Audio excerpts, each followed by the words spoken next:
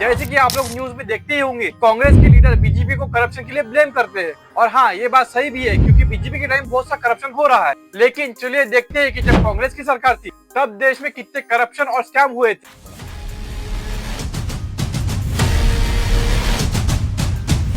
2004 से लेकर 2014 के बीच एक ऐसा टाइम आया जब ऑलमोस्ट हर एक महीने में एक नया स्कैम न्यूज में आ रहा था। टीवी खोलो तो करप्शन, न्यूज खोलो तो करप्शन। और उस टाइम देश के प्राइम मिनिस्टर थे मिस्टर मनमोहन सिंह। लेकिन सबसे बड़ा सवाल आज भी वही है, क्या ये स्कैम सच में हुए थे या सिर्फ एलिगेशन थे? चलो एक एक करके सिंपल लैंग्वेज में सब समझते हैं। सबसे पहले बात करते हैं 2008 में हुए 2G स्पेक्ट्रम स्कैम की। 2008 में गवर्नमेंट ने टेलीकॉम कंपनीज को मोबाइल नेटवर्क चलाने के लिए स्पेक्ट्रम दिया। लेकिन यहाँ प्रॉब्लम ये हुई कि ये स्पेक्ट्रम ऑक्शन से नहीं दिया गया, बल्कि first come first serve basis पे बांट दिया गया था, वो भी बहुत सस्ते दाम में। CAG रिपोर्ट के हिसाब से देश को 1.76 लाख करोड़ का नुकसान हो सकता था। इसके बाद पूरे देश में हंगामा मच गया। लेकिन स्टोरी यहीं पे खत्म नहीं हुई। 2017 में कोर्ट ने एविडेंस ना होने के कारण सभी 21 को बरी कर दिया। इसका सीधा मतलब ये है कि एलिगेशन तो बहुत बड़ा था लेकिन ये प्रूव नहीं हो सका।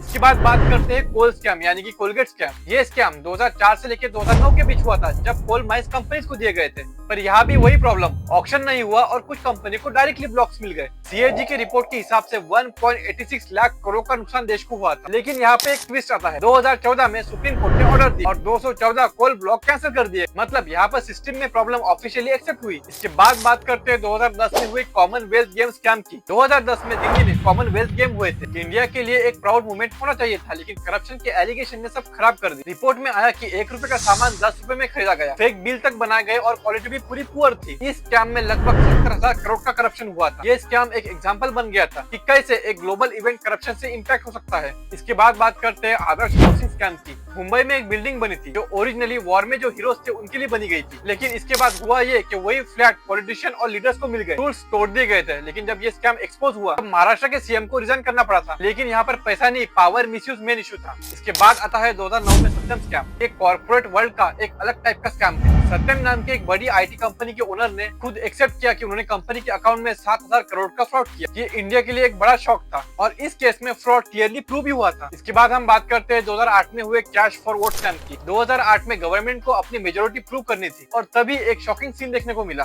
पार्लियामेंट के अंदर ही MPs ने कैश दिखा दिया और बोल दिया कि उन्हें वोट के लिए पैसा दिया गया है। यहाँ पर इन्वेस्टिगेशन भी हुई लेकिन क्लियरली पनिशमेंट नहीं मिली। इसके बाद बात करते हैं केरला में हुए सोलर स्कैम की। ये स्कैम थोड़ा छोटा है लेकिन इंटरेस्टिंग है। सोलर पैनल प्रोजेक्ट के नाम पर लोगों से पैसा लिया गया पर काम हुआ ही नहीं। लेकिन पॉलिटिकल कनेक्शन की वजह से ये बहुत बड़ा इशू बन गया। इसके बाद आता है 3G scam controversy. 3G auction के टाइम भी कुछ एलिगेशन आए पर ये 2G जैसा बड़ा स्कैम प्रूव नहीं हुआ। ज्यादातर ये डिबेट और पॉलिटिक्स का इशू बना रहा। तो अब आप यही सोच रहे होंगे कि इसमें से सच क्या है और झूठ क्या है। कुछ स्कैम जैसे सत्यम क्लियरली प्रूव हुआ, कोल वाले स्कैम में सुप्रीम कोर्ट ने एक्शन भी लिया और 2G स्कैम में कोर्ट ने सबको बरी भी कर दिया। जैसे कि 2026 में आप लोग देखते ही है कि बीजेपी और कांग्रेस एक दूसरे को डेवलपमेंट के लिए ब्लेम करते हैं। तो चलिए देखते हैं कि कौन सी पार्टी ने कितने डेवलपमेंट किए। तो चलिए अब देखते हैं कि कांग्रेस और बीजेपी जो स्टेट में है वो स्टेट का हाल कैसा है। अगर इकोनॉमी GDP के हिसाब से देखा जाए तो दोनों भी मिक्स्ड है। इंफ्रास्ट्रक्चर के हिसाब से बीजेपी स्लाइटली ऊपर है। अगर एजुकेशन के हिसाब से देखा जाए तो कांग्रेस कुछ स्टेट में कुछ हद तक ऊपर है। हेल्थ केयर देखा जाए तो दोनों भी मिक्स्ड है, मतलब लगभग दोनों के टाइम में भी सेम था। इंडस्ट्रियल ग्रोथ देखा जाए तो दोनों भी पार्टी ने इसे बैलेंस रखा है। अगर हम ये कंक्लूजन निकालते हैं कि दोनों पार्टी में से कौन सी पार्टी बेटर है